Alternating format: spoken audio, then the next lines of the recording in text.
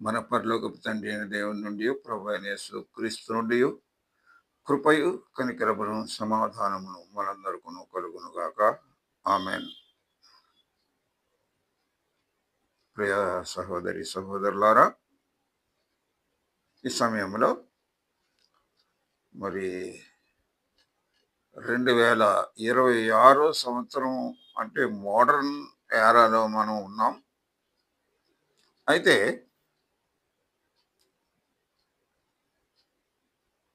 చాలా రకాలైనటువంటి మతాల్లో ఇది దేవుడు, అదే దేవుడు, ఆయనే దేవుడు, ఈయనే దేవత అని అనేక మతాలు తెలియజేస్తూ ఉన్నాయి.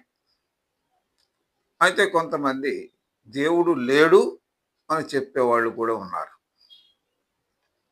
కాబట్టి బైబిల్ ప్రకారంగా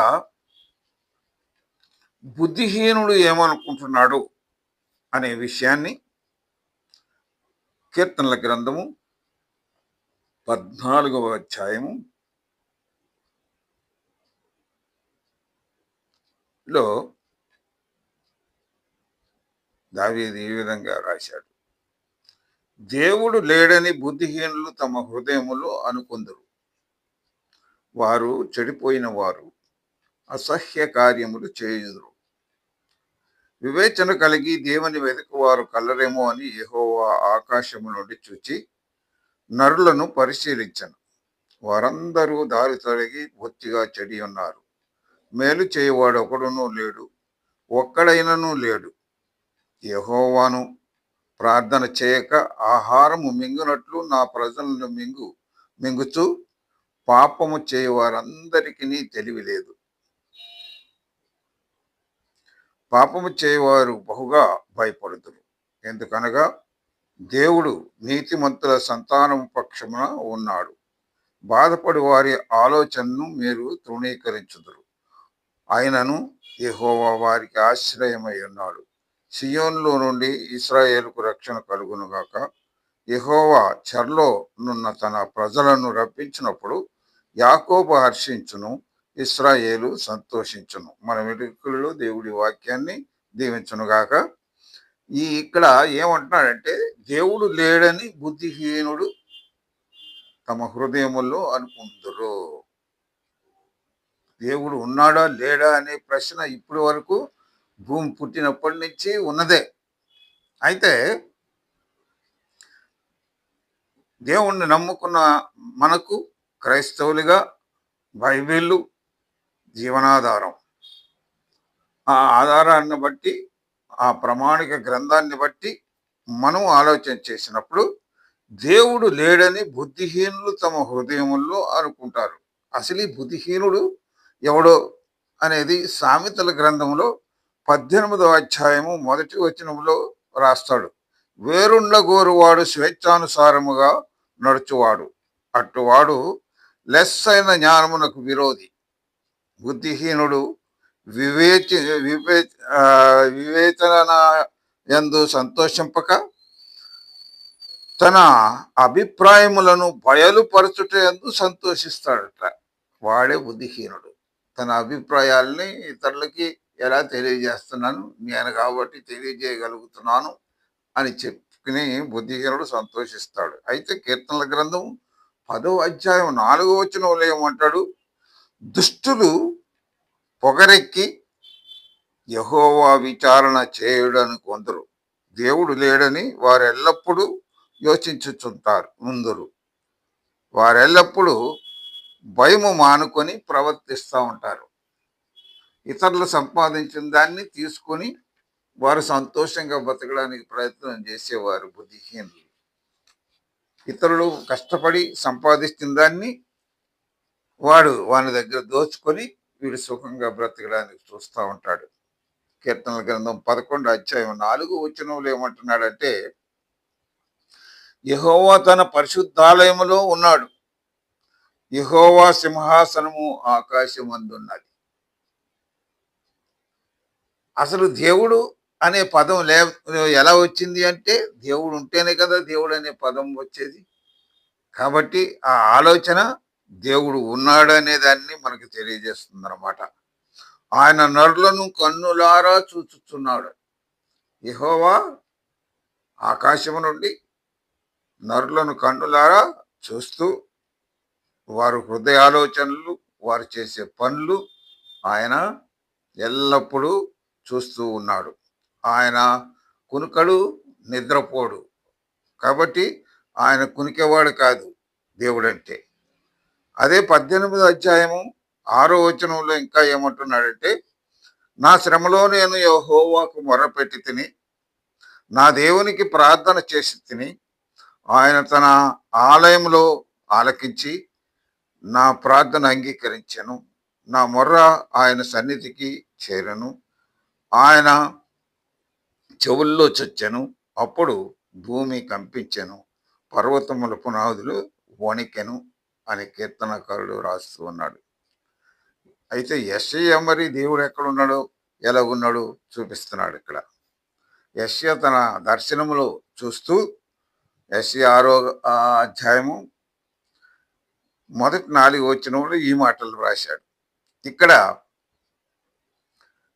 రాజైన ఉజ్జియా మృతి పొందిన సంవత్సరమున అత్యున్నత సింహాసనమునందు ప్రభువు ఆసీనుడై ఉండగా నేను చూచితిని. ఆయన చొక్కాయి అంచులు దేవాలయము నిండుకొనెను. ఆయనకు పైగా శరాపులు నిలిచియుండిరి అంటాడు. ఆదికాండము 28వ అధ్యాయము 12వ వచనంలో యాకోబు యాశావు దగ్గర నుంచి పద్దనరామం పారిపోతూ ఉన్నప్పుడు జరిగిన ఒక సంఘటన మనం చూద్దాం. అప్పుడు యాకోబు ఒక కలను కనెను. అందులో ఒక నిచ్చెన భూమి మీద నిలుపబడి ఉండెను. దాని కొన ఆకాశమునంటెను. దాని మీద దేవుని దూతలు ఎక్కుచూ దిగుచూ ఉండేది. 11వ వచనం. అది నాకు తెలియకపోయేనే అనుకున్నాడు. నిద్ర మేలుకున్న తర్వాత యాకోబు నిశ్చయముగా ఇది యెహోవా గవని నాకు తెలియకపోయేనని ఆశ్చర్యపోతూ ఉన్నట్లుగా అక్కడ వ్రాయబడి ఉంది. 2వ రాజులు 2వ అధ్యాయము 14వ వచనంలో కూడా ఎలీషా ఏం చేశాడో ఇక్కడ మనం జ్ఞాపకం చేసుకుందాం. ఏలియా ఒంటి మీద నుండి పడిన దుప్పటిని పట్టుకొని మడత పెట్టి నీటి మీద కొట్టి, ఏలియా యొక్క దేవుడైన యెహోవా ఎక్కడ ఉన్నాడు అనేను. వెంటనే ఆ నది చీలిపోయింది. పొడి నేల మీద ఎలీషా నడిచి అవతలికి వెళ్ళినట్లుగా మనం చూడగలుగుతాం. ఇక మార్కు సువార్త 6వ అధ్యాయము 15వ వచనంలో దేవుడు ఏం చేశాడు, ఎలా ఉన్నాడు చూద్దాం.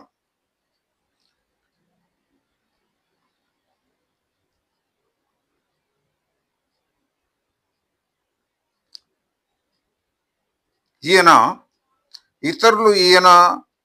ఆ, యేసు అని మరికొందరు ప్రవక్త అనియు ప్రవక్తల్లో ఒకడనియు చెప్పుకొనిచున్నారని అనుకున్నాడు.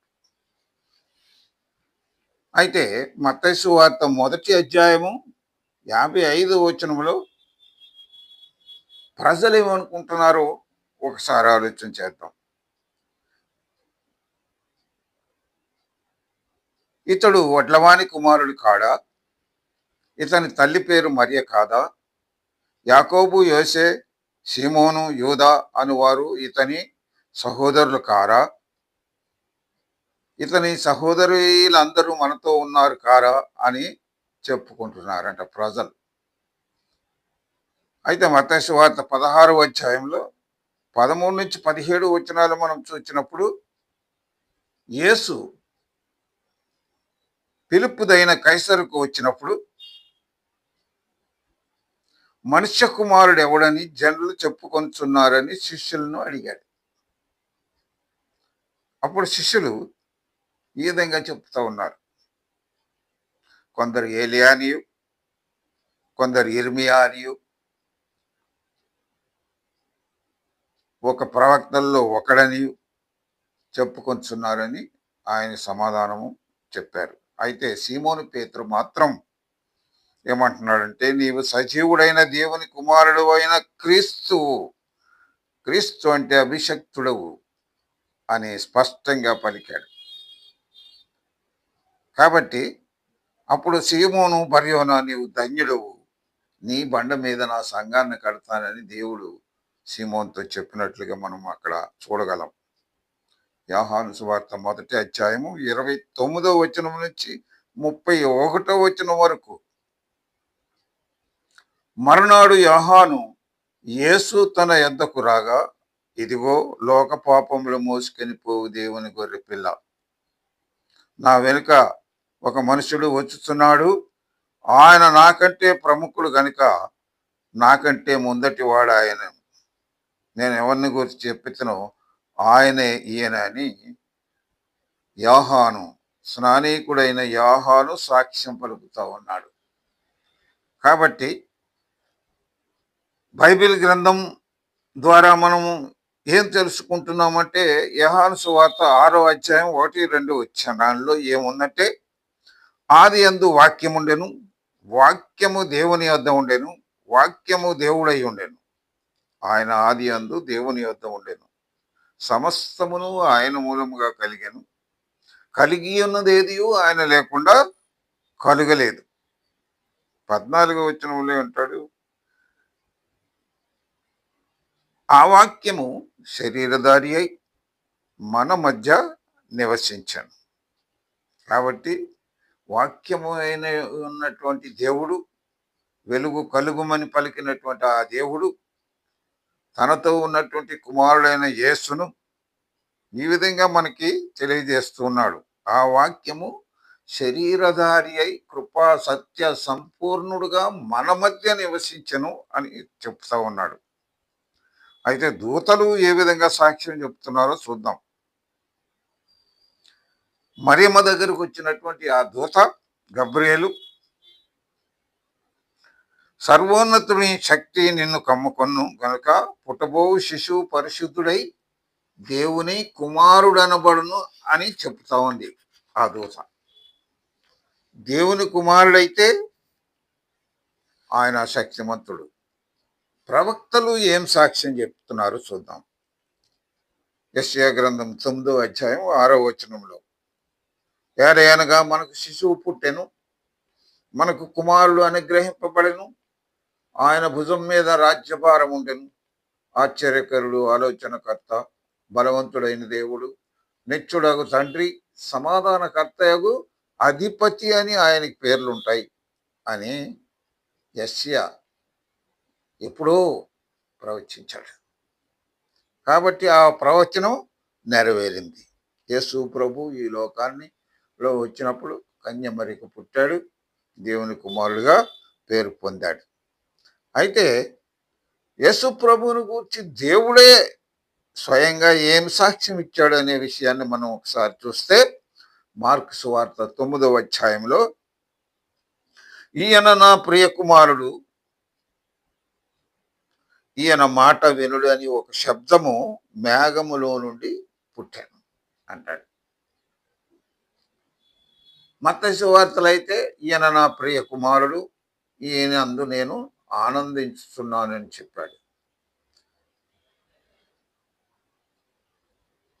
అయితే ఈ ప్రియకుమారుడు అసలు ఎవరు అని మనం ఒక విషయాన్ని ఆలోచన చేసినప్పుడు, రోమీయులకు రాసిన పత్రిక 9వ అధ్యాయంలో 5వ వచనం, పితరులు వీరివారు, శరీరమును బట్టి క్రీస్తు వీరిలో పుట్టెను, ఈయన సర్వాధికారి అయిన దేవుడయుండి నిరంతరము స్తోత్రార్హుడై ఉన్నాడు, ఆమెన్ అంటాడు అక్కడ.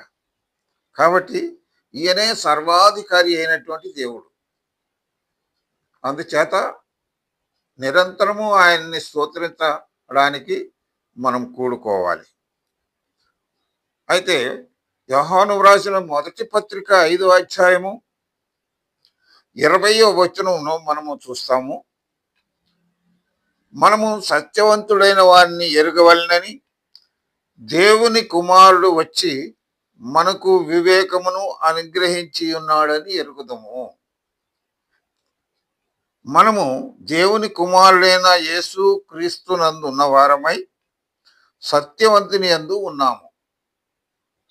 ఆయనే నిజమైన దేవుడును నిత్య జీవమునై ఉన్నాడని మొదటి యోహాను పత్రికలో యోహాను గారు రాశాడు. కాబట్టి ఈయనే నిజమైన దేవుడును నిత్య జీవమునై ఉన్నటువంటి దేవుణ్ణి మనము కలిగి ఉన్నాము. కనుక ఆ నిత్య జీవాన్ని ప్రభువు మనందరికీ దయచేయునుగాక. ఆమేన్.